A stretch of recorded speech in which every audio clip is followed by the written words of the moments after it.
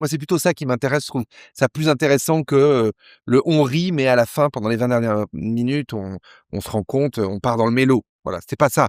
Mais, bah, un peu comme est la vie, c'est vrai qu'on est dans des trucs, hyper durs, et en même temps, il y a toujours la vie quotidienne qui vient se remettre là-dedans et un gratin qui brûle et un téléphone mal raccroché, on entend la conversation de ce qu'on n'aurait jamais dû entendre. Donc, c j'ai essayé de faire ce film un peu comme ça.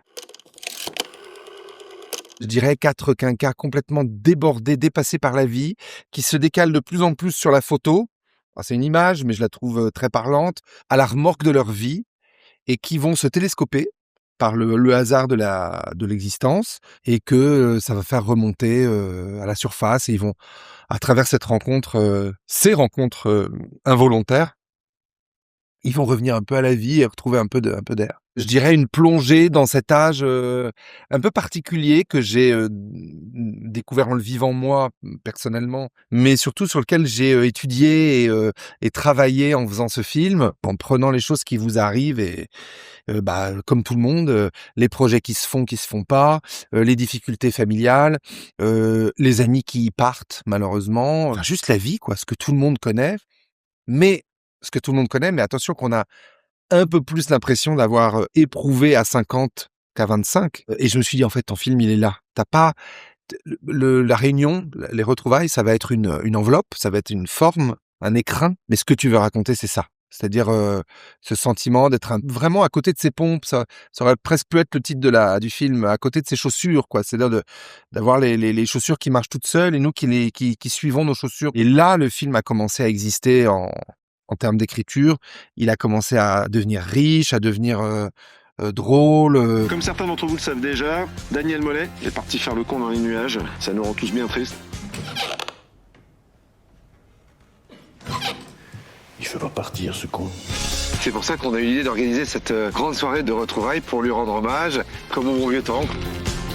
C'est pas un film sur le harcèlement, mais il est évident que je peux pas, faire un film sur les 30 ans d'écart, c'est-à-dire 93, nous c'était 93 et 23-24, sans aborder ça. C'est-à-dire une manière de l'humour, le rapport à l'autre, le fait de le catégoriser bassement, de l'humiliation. C'est pas un film là-dessus, mais ça aurait été dommage de ne pas y faire référence. Les images de ce que l'on est, ce que l'on projette autour de soi au lycée ont vraiment changé. C'est-à-dire que les timides se sont, un peu déployés, les beaux gosses se sont laissés aller. La vie décide de choses qui sont pas forcément, dont on n'est pas forcément conscient à 20 ans, ouais, c'est vrai. Je voulais quelque chose un petit peu entre les lignes, qui aille chercher, du rire, pas forcément des larmes, mais une petite boule entre rire et boule dans la gorge. J'aime bien cette idée-là. Une déclaration d'amour aux amis.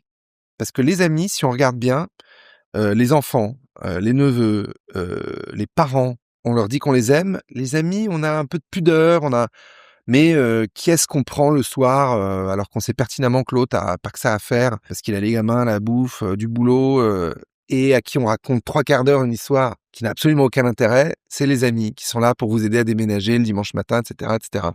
Donc c'était une déclaration d'amour aux amis. Vous faites un pas de plus, j'appelle Vérissure. Je dirais qu'on était un peu les influenceurs stars du bahut. Vous êtes des balais à chiottes et tout le monde le pense ici. Hein. Vous aurez des vies de merde. Le karma, ça s'appelle. J'ai pensé à eux très vite parce qu'ils incarnaient, j'ai eu de la chance d'ailleurs qu'ils me disent, oui. Ils incarnaient vraiment ce que j'avais envie de raconter. C'est-à-dire je voulais que ce soit une bande, pas vue. Alors on a tous un peu travaillé avec les uns avec les autres, mais à 4 comme ça, frontalement, non. Des gens très différents, et à la fois, je dirais chic et populaire. Pour le plus grand nombre et en même temps avec des gens qui ont des beaux parcours, qui ont fait des beaux films, et évidemment les 3 remplissaient magnifiquement ce cahier des charges-là, quoi. Donc et j'ai pas été déçu à ce niveau-là parce que je crois que j'ai vraiment parlé 3 langues. Mais je m'en rends compte d'ailleurs de la part des réalisateurs quand je joue et moi en tant que réalisateur quand je réalise. En fait, c'est presque comme un instinct.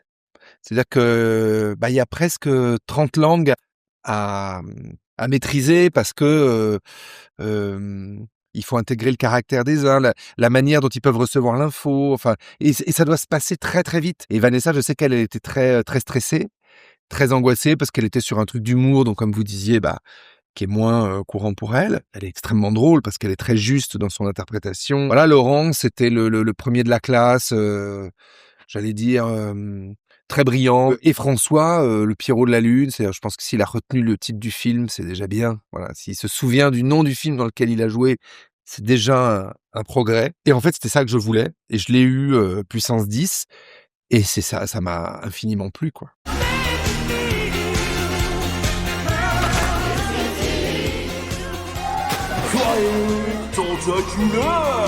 Mon cher M, c'est un sanguin. Il va les monter au plastard, tes garçons. Il a 10 ans de MMA au cul. En fait, je souhaite une musique comme un one-man show. Quand je dis comme un one-man show, c'est pas du tout de jouer one-man show, parce que ça, c'est insupportable. Si on joue en hurlant avec les sourcils en accent circonflexe, ça va faire un film dégueulasse. Mais moi, j'aime la musique des mots. Donc si je dis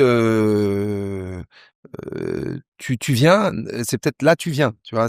Donc ça va pas, ça va être peut-être, je vais dire attention, j'ai mis un point d'interrogation, mais je vais peut-être plus une affirmation.